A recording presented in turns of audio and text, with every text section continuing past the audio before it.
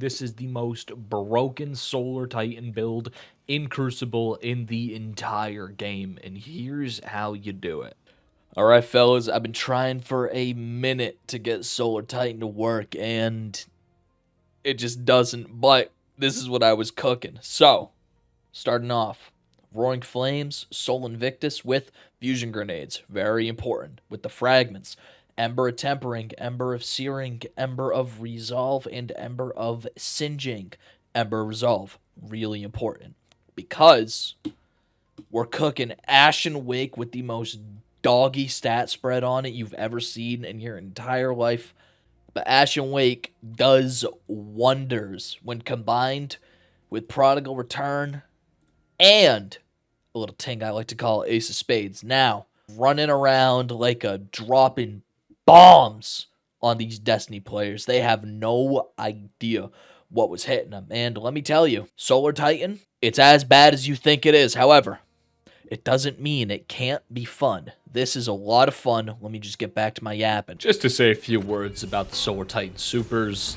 Not this one. This one was an accident. Let me just switch it real quick to the correct one. Much better.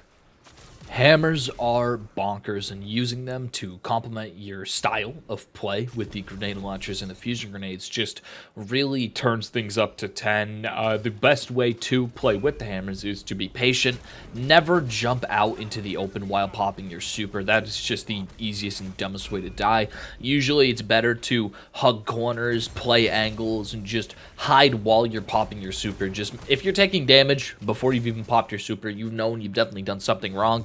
You're not invincible, as things like other supers will very easily shit the bed on you, and conditional finality just one-shots all the time, so those are things to be looking out of. But mastering sideways motion, horizontal momentum, and just zipping and zooming, floating through the air while not spamming. It's easy to throw a hammer when you see someone, but it's not easy when you don't see someone. I know the first instinct is to just throw hammers, but it's really vital to take your time, pick your placements, just so you're not wasting super energy, because you only get around 7 to 8 hammers, and playing that as well as you can usually result in around 4 or 5 kills unless you are just really on that top tier gravy timing. One of the most underrated part about Solar Titan is that every solar kill you're getting with abilities is going to stack towards the Roaring Flames aspect and allow you to deal progressively more damage, allowing for one-tap shoulder charges and nearly one-tapping with fusion grenades at Roaring Flames times 3. I was capping out at 190 damage on Roaring Flame times 3 just off of pure ground-based splash damage. So even if you tickle somebody with a shot from long distance, or just getting the quick 1-2, or cleaning up most people under 8 or so resilience, it'll be okay. This build is at its best, I found, when playing what I like to call a bombing run playstyle, that is using the aerial mobility of the Titan to throw off shots and to get good angles, because throwing grenades down at opponents and shooting grenade launchers down will let you not only get the easy 1-2s using the angles from the grenade launcher to prime, but it'll also make sure your grenades are easier to hit, because it's easier to hit someone on the ground, obviously, than it is to hit someone in the air. Usually, if you're going to try to hit someone in the air with your grenade launcher, you're doing it wrong, as you should instead be pulling that little ting I like to call Ace of Spades to finish people off, or to just prime them at first.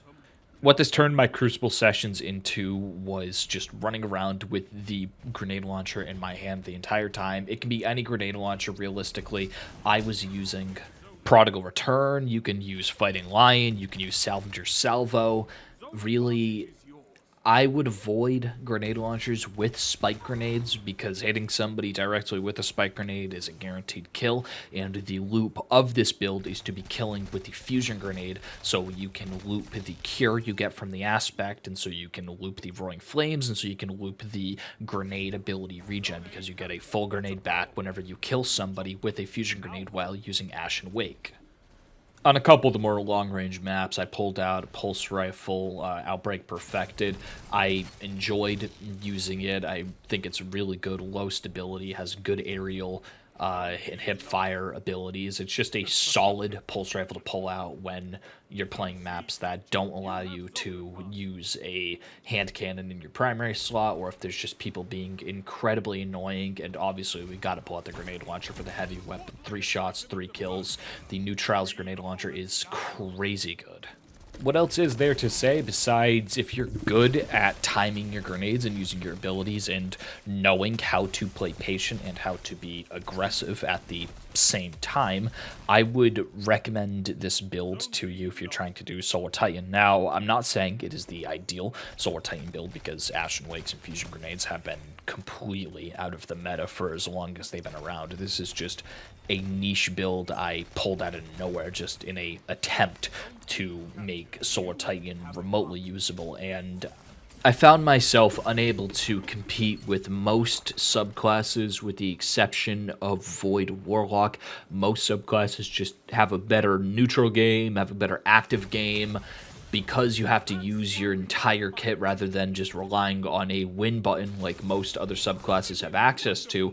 It's hard to justify using Solar Titan. It is a blank canvas that is only as good as the player is, and it still hampers you. Different Titan builds that you could use if you were interested in using Solar Titan, I would go for Lorelei Splendor Helm builds, or I would go for Phoenix Cradle builds. Really, Path of Burning Steps, some would say, but the damage you're getting from Path of Burning Steps isn't as good as the Lorelei or as good as the Phoenix Cradle are going to be. I tried Path of Burning Steps with using solar weapons in the beginning of my play session, and I got so frustrated with playing Solar Titan with it being so bad that I just completely got off of it and just made the Solar Warlock video because I wanted to play with fire, but in a completely different way.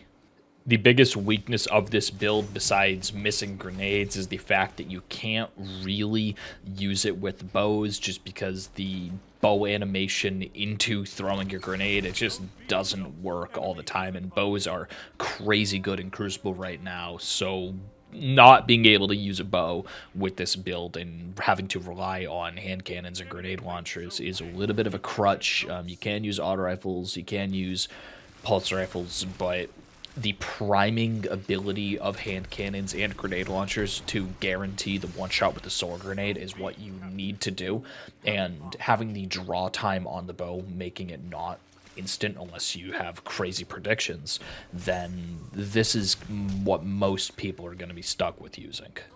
So, on to my personal favorite part of the video, and everybody's least favorite, where I rank your favorite subclass and call it worse than you think it actually is. Now, just pulling up the tier list, seeing where we are at with all of the other subclasses. Examining our tier list, I would place Solar Titan in the niche tier. It's not as bad as Void Warlock. It's not negatively impacting your team by using it. However, you could just be using other better things. Now, Stasis Titan, Behemoth, I admit, is incorrectly placed. I know. I'll admit my mistake this one time. I'm moving it up to average. It's better than Golden Gun because it's not on the same tier as Solar Titan. All right, so now we're at the end. How am I going to end this? I don't know. Thank you for watching. I do not recommend playing Solar Titan.